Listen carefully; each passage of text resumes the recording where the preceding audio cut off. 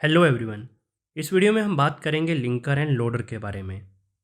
Linker end loader के अलावा अगर आप ऑपरेटिंग सिस्टम, मदरबोर्ड, सॉफ्टवेयर और सीपीयू के बारे में जानना चाहते हैं तो इन सब का लिंक आपको वीडियो के डिस्क्रिप्शन में अवेलेबल है, आप इसे चेक कर सकते हैं। तो लिंकर एंड लोडर की जब हम बात करते हैं तो उससे पहले हमें समझना होगा सोर्स कोड, ट्रांसलेटर और ऑब्जेक्ट कोड को, ताकि हम लिंकर एंड लोडर को आसानी से समझ पाएँ। तो स्टार्ट करते हैं सबसे पहले सोर्स कोड से। सोर्स कोड को समझने के लिए आप समझिए कि कंप्यूटर लैंग्वेज क्या है। तो मेजरली कंप्यूटर लैंग्वेज दो तरह की होती है, लो लैंग्वेज और high level language. Low level language computer आसानी से समझ लेता है क्योंकि ये उसकी अपनी लैंग्वेज में होता है। कंप्यूटर समझता है 0 एंड 1 को।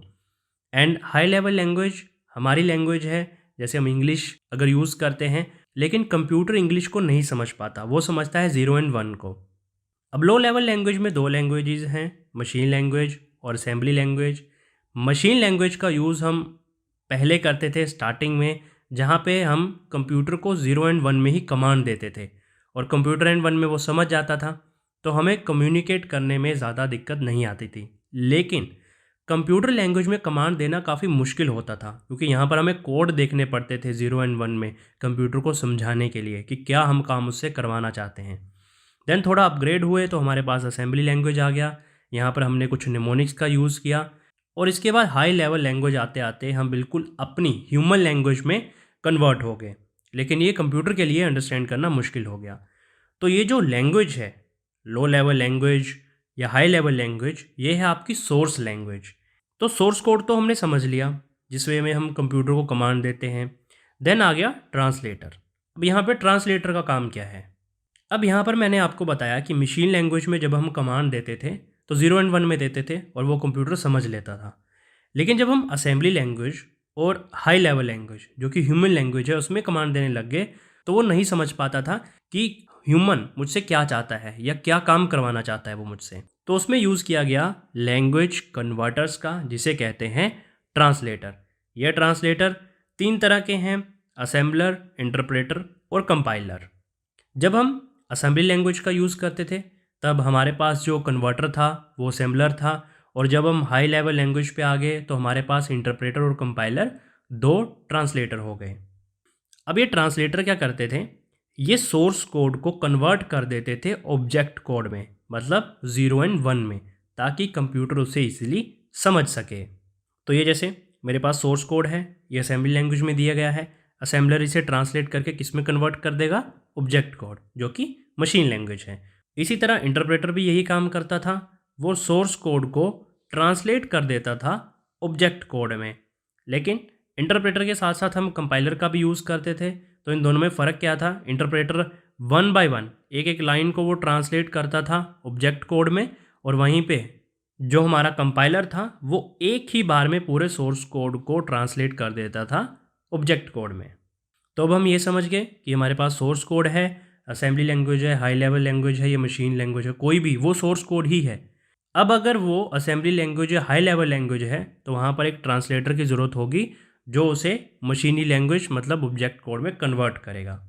अब यहाँ काम शुरू होता है इसके बाद लिंकर का।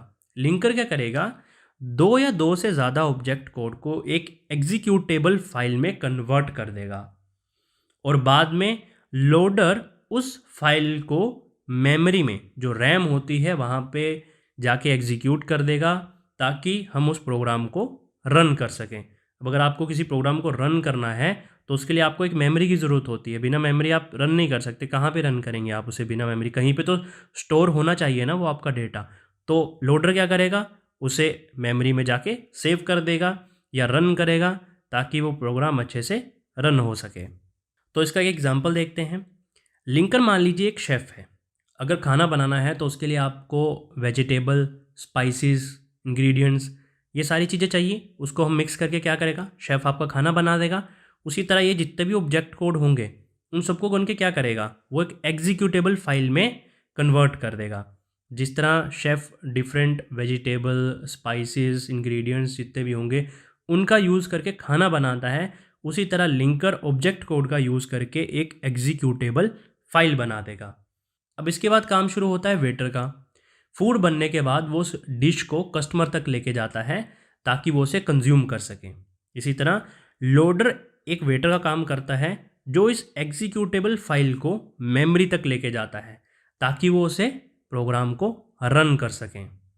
तो लिंकर एक प्रोग्राम है जो एक या एक से ज़्यादा ऑब्जेक्ट फाइल को लेता है और कंबाइन करता है उन्हें एक सिंगल एग्जीक्यूटेबल फाइल में। लिंकर को लिंक एडिटर भी कहा जाता है। और लोडर एक प्रोग्राम है जो इन ऑब्जेक्ट कोड को लिंकर से लेता है और उसे मेन मेमोरी में लोड कर देता है जो कि आपकी रैम होती है। अब लोडर का काम होता है कि वो रैम में ऑब्जेक्ट कोड को एग्जीक्यूट करने के लिए अच्छी प्लेस ढूंढे। अब ऐसा नहीं कि रैम आपकी हमेशा खाली होती है। अब मान लीजिए अपने सिस्टम पर कोई गेम खेल रहे हैं या म्यूज़िक सुन रहे हैं तो वो भी मेमोरी पर जाके रन होना शुरू हो जाते हैं, क्योंकि मेमोरी काफ़ी स्पीड होती है। तो कोई भी प्रोग्राम या एप्लीकेशन आप रन करते हैं वो रैम में जाकर रन होना शुरू हो जाती है। तो अब लोडर ये भी देखेगा कि रैम में कहाँ पे स्पेस खाली है या कितनी स्पेस वो ऑक्युपाई करेगा या कितनी स्पेस जगह बनाने की ज़रूरत है। वो लोडर का काम होता है कि अच्छी प्लेस पर जाके उस फाइल को सेव करना ताकि वो टेम्पररी तौर पर उस पर काम कर सके।